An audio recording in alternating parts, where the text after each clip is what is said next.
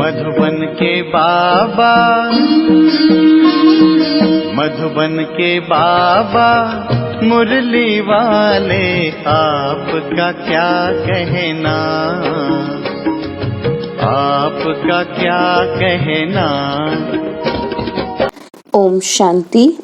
आज 30 नवंबर 2023 के साकार मधुर महावाक्य हैं।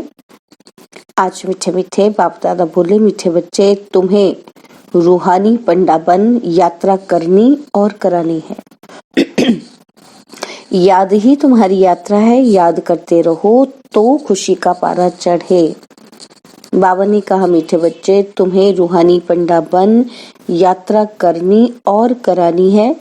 याद ही तुम्हारी यात्रा है, याद करते रहो तो खुशी का पारा चढ़े। बाबा ने आज प्रश्न पूछा कि निराकारी दुनिया में जाते ही कौन से संस्कार समाप्त हो जाते और कौन से संस्कार रह जाते हैं। और उत्तर में बाबा ने समझाया कि वहां नॉलेज के संस्कार समाप्त हो जाते, प्रारब्ध के संस्कार रह जाते हैं। जिन संस्कारों के आधार पर तुम बच्चे सत्युग में प्रारब्ध भोगते हो, वहां फिर पढ़ाई का व पुरुषार्थ का संस्कार नहीं रहता है। प्रारब्ध मिल गई, फिर ज्ञान खत्म हो जाता है। मुरली का गीत है, रात के राही थक मत जाना, सुबह की मंजिल दूर नहीं। ओम शांति। यहाँ सम्मुख शिव भगवानुवाच है। गीता में दिखाते हैं श्री कृष्ण भगवानुवाच, परंतु श्री कृष्ण तो उस नाम रूप से सम्मुख हो न सके। यह तो सम्मुख कहते हैं निराकार भगवानुवाच। श्री कृष्ण भगवानुवाच कहें तो वह साकार हो जाता है। जो भी वेद शास्त्र आदि सुनाते हैं वह ऐसे नहीं कहेंगे कि भगवानुवाच, क्योंकि वह साधु संत महात्मा आदि सब साकार में बैठे हैं। और फिर बाप कहते हैं कि हे रूहानी राही, रूहानी बाप जरूर रूहों को ही कहेंगे कि बच्चे थक मत जाना। यात्रा पर कई थक जाते हैं तो फिर वापस आ जाते हैं। वह है जिस्मानी यात्रा। भिन्न भिन्न मंदिरों में जिस्मानी तीर्थ यात्रा करने जाते हैं। कोई शिव के मंदिर में जाते हैं, वहां सब जिस्मानी चित्र रखे हैं भक्ति मार्ग के। यह तो सुप्रीम रूह परमपिता परमात्मा आत्माओं को कहते हैं कि हे बच्चे, अब मुझ एक के साथ बुद्धि का योग लगाओ, और ज्ञान भी देते हैं। तीर्थों पर जाते हैं तो वहां भी ब्राह्मण लोग बैठे हैं, कथा कीर्तन करते हैं। तुम्हारी तो एक ही सत्यनारायण की कथा है, नर से नारायण बनने की। तुम जानते हो, पहले स्वीट होम में जाएंगे, फिर विष्णुपुरी में जाएंगे। इस समय तुम हो ब्रह्मापुरी में। इसको पियर घर कहा जाता है। तुमको जेवर आदि कुछ नहीं है, क्योंकि तुम पियर घर में हो। तुम जानते हो, ससुर घर में हमको अपार सुख मिलने हैं। यहाँ कलयुगी ससुर घर में तो अपार दुख है। तुमको तो जाना है उस पार सुख धाम में। यहाँ से ट्रांसफर होना है। बाप सभी को नैनों पर बिठा कर ले जाते हैं। दिखाते हैं ना, श्री कृष्ण का बाप उनको टोकरी में बिठाकर उस पार ले गया। तो यह बेहद का बाप तुम बच्चों को उस पार ससुर घर ले जाते हैं। पहले अपने निराकारी घर में ले जाएंगे, फिर ससुर घर भेज देंगे। तो वहां ये सब पियर घर ससुर घर की बातें भूल जाएंगी। वह है निराकारी पियर घर, और वहां ये नॉलेज भूल जाती है। नॉलेज के संस्कार निकल जाते हैं, बाकी प्रारब्ध के संस्कार रह जाते हैं। फिर तुम बच्चों को प्रारब्ध ही ध्यान में रहती है। प्रारब्ध अनुसार जाकर सुख के जन्म लेंगे। सुख धाम जाना है। प्रारब्ध मिल गई, फिर ज्ञान खत्म। तुम जानते हो, प्रारब्ध में हमारी फिर वही एक्ट चलेगी। तुम्हारे संस्कार ही प्रारब्ध के हो जाएंगे। अभी है पुरुषार्थ के संस्कार। ऐसे नहीं कि पुरुषार्थ और प्रारब्ध दोनों संस्कार वहां रहेंगे, नहीं, वहां ये ज्ञान नहीं रहता। तो ये तुम्हारी रूहानी यात्रा है। तुम्हारा चीफ पंडा है बाप। यूं तो तुम भी रूहानी पंडे बन जाते हो, सबको साथ में ले जाते हो। वह है जिस्मानी पंडे, तुम हो रूहानी पंडे। वह लोग अमरनाथ पर बड़े धूमधाम से जाते हैं, झुंड के झुंड खास अमरनाथ पर बहुत धूमधाम से जाते हैं।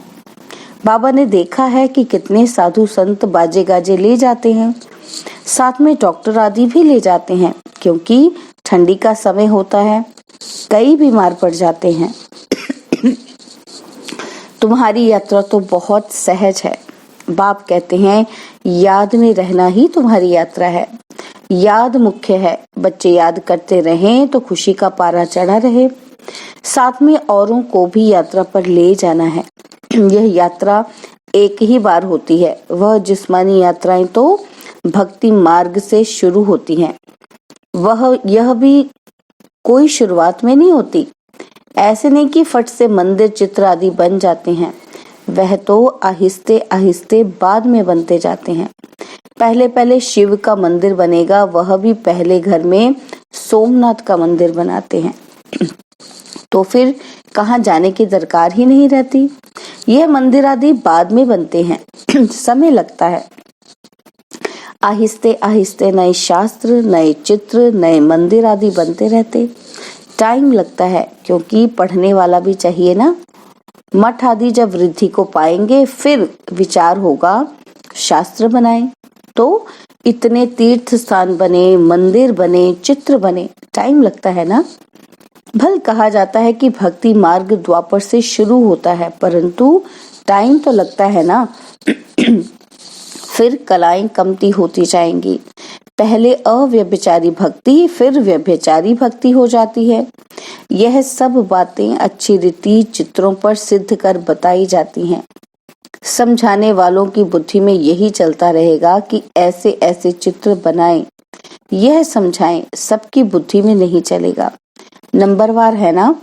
कोई की बुद्धि बिल्कुल चलती नहीं, वह फिर पद भी ऐसे पाएंगे, मालूम पड़ जाता है ये क्या बनेंगे।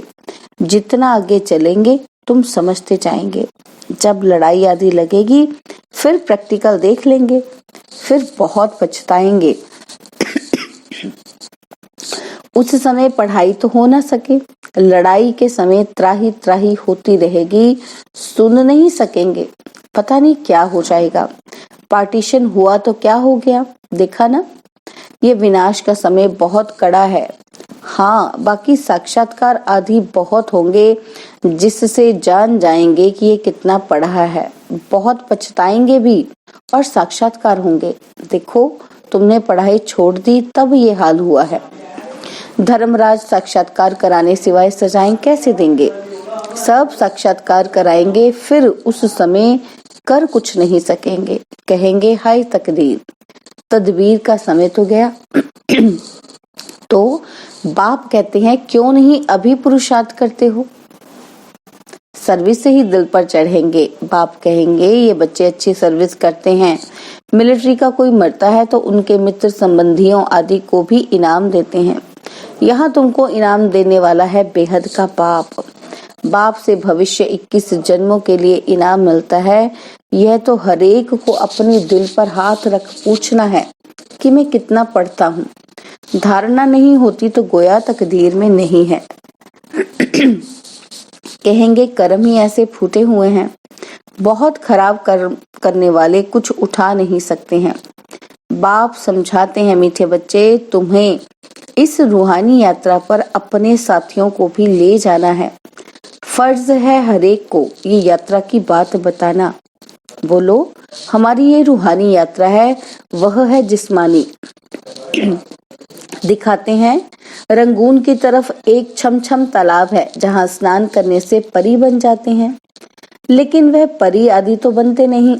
यह है ज्ञान स्नान करने की बात, जिससे फिर तुम बहिष्ठ की बीवी बन जाते हो। और ज्ञान योग बल से बैकुंठ में आना जाना तो तुम्हारे लिए कॉमन बात है। और ही तुमको रोका जाता है, घड़ी घड़ी ध्यान में नहीं जाओ, आदत पड़ जाएगी। तो ये ज्ञान मानसरोवर है। परमपिता परमात्मा आकर इस मनुष्य तन द्वारा ज्ञान सुनाते हैं, इसलिए इनको मानसरोवर कहा जाता है। मानसरोवर अक्षर सागर से निकला है। ज्ञान सागर में ज्ञान स्नान करना तो बहुत अच्छा है। बहिष्ठ की बीवी को महारानी कहा जाता है। बाप कहेंगे तुम भी बहिष्ठ के मालिक बनो। बच्चों पर लव रहता है, हर एक पर रहम पड़ता है, साधुओं पर भी रहम आता है। यह तो गीता में लिखा हुआ है कि साधुओं का भी उद्धार करते हैं। उद्धार होता है ज्ञान योग से। तुम बच्चों में बड़ी समझाने की बड़ी फुर्ती चाहिए। बोलो तुम और तो सब जानते हो, लेकिन छाछ जानते हो? बाकी मक्खन खिलाने वाले को तुम जानते ही नहीं हो। बाप कितना अच्छी रीति समझाते हैं, परंतु किसी की बुद्धि में भी बैठे ना। बाप को जानने से मनुष्य हीरे जैसा बनते हैं और न जानने से मनुष्य कौड़ी मिसल बिल्कुल पतित हैं। बाप को जानने से ही पावन बनते हैं। पतित तो दुनिया में कोई पावन हो न सके। तो जो महाराज हैं वे कितनी अच्छी समझा सकेंगे। कितने ढेर ब्रह्मा कुमार कुमारियां हैं। प्रजापिता ब्रह्मा नाम भी पूर है। प्रजापिता ब्रह्मा की यह है मुख वंशावली। ब्रह्मा को ही 100 भुजा 1000 भुजा दिखाते हैं। यह भी समझाया जाता है कि इतनी भुजाएं तो हो नहीं सकती। बाकी ब्रह्मा तो बहुत बचड़े वाला है। ब्रह्मा फिर किसका बच्चा? इनका तो बाप है ना।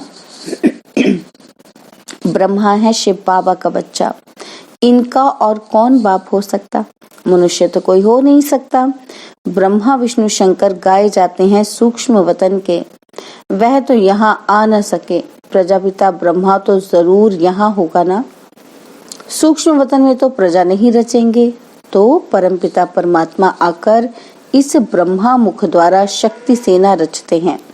पहले पहले परिचय देना है कि हम ब्रह्मा मुख वंशावली हैं। तुम भी ब्रह्मा के बच्चे हो। प्रजापिता ब्रह्मा है सबका बाप। फिर उनसे और बिरादरियां निकलती हैं, नाम बदलते जाते हैं।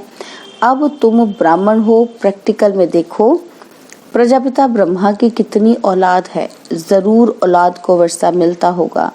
ब्रह्मा के पास तो कोई प्रॉपर्टी है नहीं, प्रॉपर्टी है शिव बाबा के पास। ब्रह्मा वल्द शिव बेहद के बाप से ही वर्षा मिलता है। ब्रह्मा द्वारा शिव बाबा बैठ पढ़ाते हैं। हमको दादे का वर्षा मिलता है। बाबा समझाते तो बहुत हैं, परंतु योग नहीं, कायदे पर नहीं चलते तो बाप भी क्या करे। बाप कहते हैं इनकी तकदीर। अगर बाबा से पूछें तो बाबा बता सकते हैं इस हालत में तुम्हारा क्या पद होगा।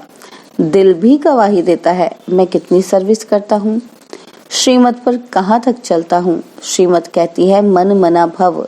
सबको बाप और वर्षे का परिचय देते रहते हैं, ढिंढोरा भी पीटते रहते हैं। बाबा इशारा देते रहते हैं कि तुम्हें गवर्नमेंट को भी समझाना है, जो वह भी समझे। बरोबर भारत की ताकत ही चली गई है। परमपिता परमात्मा सर्वशक्तिमान से योग ही नहीं है। इनसे तुम योग लगाते हो तो एकदम विश्व के मालिक बनते हो। माया पर भी तुम जीत पहनते हो। ग्रस्त व्यवहार में रहते माया पर जीत पानी है। हमारा मददगार बाप है। कितना समझाया जाता है, धारणा करनी चाहिए। बाबा ने समझाया है धन दिए धन न कुटे। सर्विस करेंगे तब बाबा की दिल पर चढ़ सकेंगे, नहीं तो इम्पॉसिबल है। इसका मतलब यह नहीं कि बाबा प्यार नहीं करते। बाबा प्यार सर्विसेबल को करेंगे। मेहनत करनी चाहिए। सबको यात्रा लायक बनाते हैं। मन मना भव, यह है रूहानी यात्रा। मुझे याद करो तो तुम मेरे पास पहुंच जाएंगे। शिवपुरी में आकर फिर विष्णुपुरी में चले जाएंगे। यह बातें सिर्फ तुम बच्चे जानते हो। कोई और मन मना भव का अर्थ समझते नहीं। पढ़ते तो बहुत हैं। बाप महामंत्र देते हैं मुझे याद करो तो तुम विकर्मा जीत बन जाएंगे। अच्छा, मीठे मीठे सिकिलदे बच्चों प्रति माता पिता बाप दादा का याद प्यार और गुड मॉर्निंग। रूहानी बाप की रूहानी बच्चों को नमस्ते। हम रूहानी बच्चों की रूहानी बाप दादाजी को दिलवा जान सिकवा प्रेम से नमस्ते। ओम शांति। प्यारे बाबा, मीठे बाबा, मेरे बाबा, शुक्रिया बाबा, शुक्रिया बाबा, शुक्रिया। धारणा के लिए मुख्य सार है। पहला पॉइंट है ज्ञान स्नान करना है, प्यार से सर्विस कर बाप के दिल तख्त पर बैठना है, पुरुषार्थ के समय में अलबेला नहीं बनना है। बाबा कहते ज्ञान स्नान करना है, प्यार से सर्विस कर बाप के दिल तख्त पर बैठना है, पुरुषार्थ के समय में अलबेला नहीं बनना है। और सेकंड पॉइंट है बाप की पलकों पर बैठ कलयुगी दुख धाम से सुख धाम चलना है। इसलिए अपना सब कुछ ट्रांसफर कर देना है। बाप की पलकों पर बैठ कलयुगी दुखधाम से सुखधाम चलना है, इसलिए अपना सब कुछ ट्रांसफर कर देना है। बाबा ने आज वरदान दिया, जीवन में दिव्य गुणों के फूलों की फुलवाड़ी द्वारा खुशहाली का अनुभव करने वाले एवर हैप्पी भव। जीवन में दिव्य गुणों के फूलों की फुलवाड़ी द्वारा खुशहाली का अनुभव करने वाले एवर हैप्पी भव।